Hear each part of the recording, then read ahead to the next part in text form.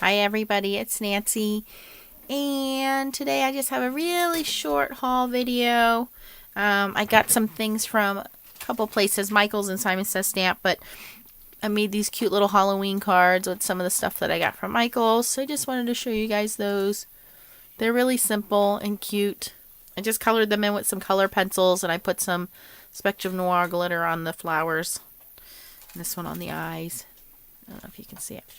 Alright, so the stuff I got from Michael's, and I don't have all of my haul here because I got a lot of paint. If you do any kind of acrylic pour paint, they have the Artist Lofts paint and canvases on sale right now, so run over there and check that out. I think the paint is 50% off. This is Martha Stewart Halloween paper pad, and it's not all like flowery Martha Stewart. It's pretty neat. Got some foil on there. And this stuff was all 40% off at Michael's. This is kind of like an embossed spider web going on there. Foiled. So pretty neat. And then here's some Recollections little spiders. Martha Stewart embellishment stickers. And they're kind of like holographic.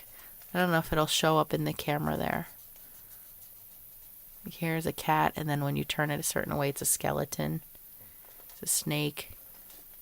Pretty neat. Alright, so I don't normally buy Recollections brand stamps because they are silicone stamps, not photopolymer stamps. The difference is silicone stamps do not hold ink very well, so when you stamp them out, the ink kind of puddles up on them because it's made with silicone, which is designed to resist ink. So the way that I season my stamps is you take the stamp off and you put it on your stamp block. Before you stamp with it, take a normal eraser and erase off the top there. That'll kind of give it some tooth and take off any residue from what do you call it? Production. And then I stamp it in Versamark ink.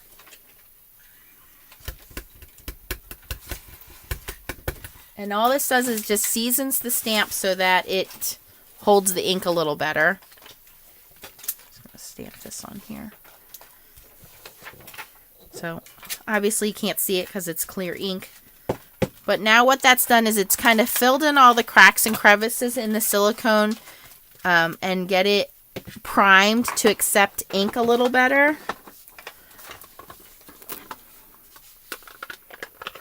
Because if you had just put ink, and I'll show you one of the other stamps that I didn't prime.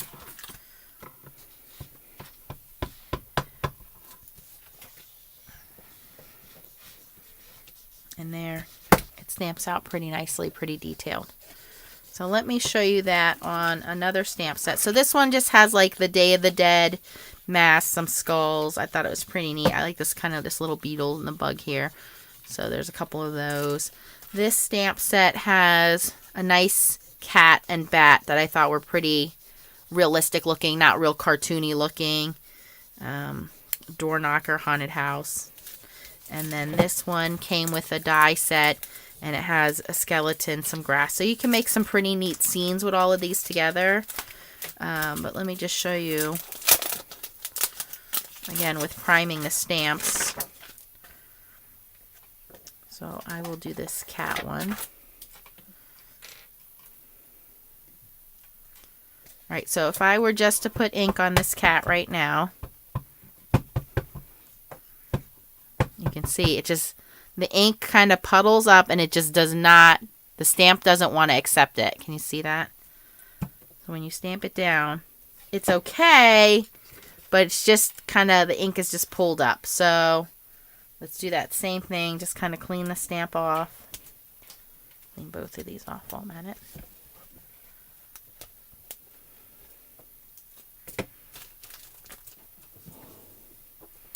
Take my eraser and just kind of rub it down with the eraser.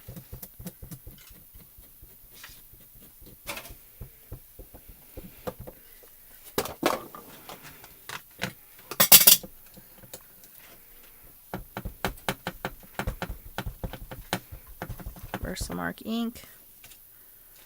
Another piece of scrap paper here.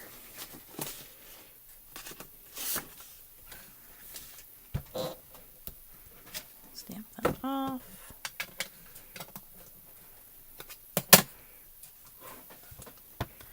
So this is a good tip if you purchase cheaper stamps, inexpensive stamps. A lot of the free ones that come in those magazines at Barnes & Noble and Joann's, those are silicone stamps. They're not photopolymer stamps. So even though they're clear stamps, it doesn't mean that they're the greatest quality of clear stamps. So here you can see the difference. And I know it's hard to tell, but believe me, guys,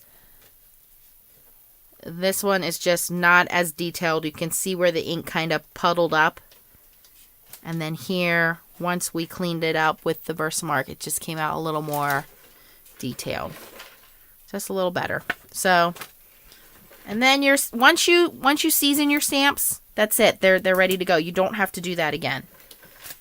They're good to go. All right, so those are the stamp sets that I got. Get those out of the way.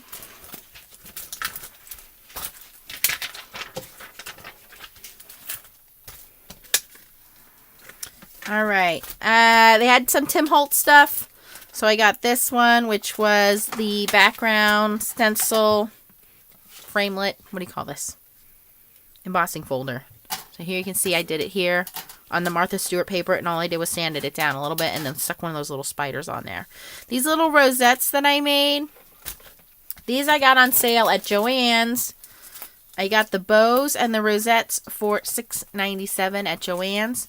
So all I did was I stamped out the little skulls.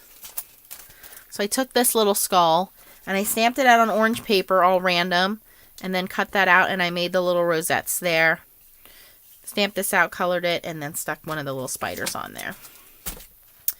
And then I got a small Simon Says stamp order. I know this is their Stamp-Timber event. I did order a couple things, but not a lot. Oh, by the way, Tonic did finally send me, I wanted to show you guys, these replacement, these little foam pads. So if you have any of the lids that have the old cardboard in them, I just took mine out.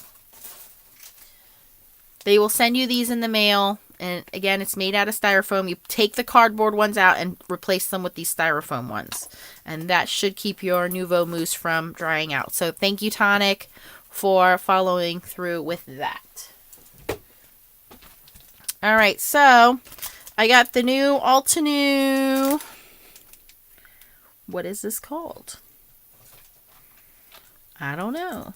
But I really like this design. I like the different ways that you can use this and put color in there. So that'll be interesting to try as a background stamp.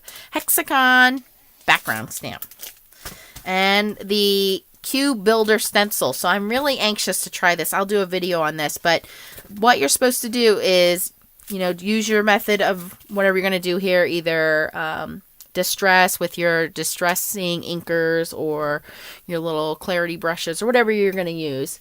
And then you're supposed to turn the stencil and do it again, turn the stencil and do it again. And as you do it, it comes out with this 3D cube effect. So that is going to be pretty neat. I am anxious to try that out.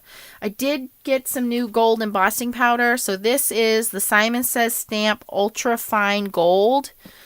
And what I do, guys, and I did one here, is when I get new embossing powders, I stamp the lid with Versamark. I I sprinkle some of the embossing powder on there. And I'm going to grab my tweezers here. So there is embossing powder on there. I'm going to heat it up so it's getting a little noisy.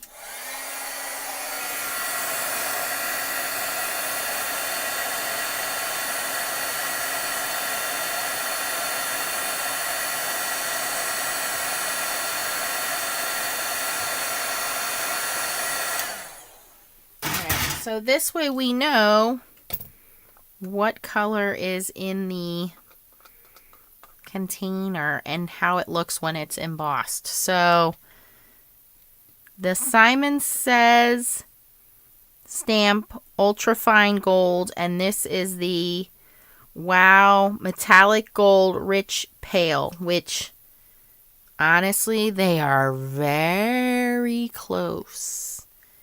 Very, very close. This is a little more pale, I think, in gold. Really, really, really close. One shade off. So if you're looking for a gold embossing powder, pretty neat. So I got those two. And I think that's it. I don't think I have anything else to show you guys today. Like I said, I got some canvases and some paints, Artist Loft paints for the paint sale. And that's it. If you have any questions, post them below. Thanks for watching, guys, and keep on stamping.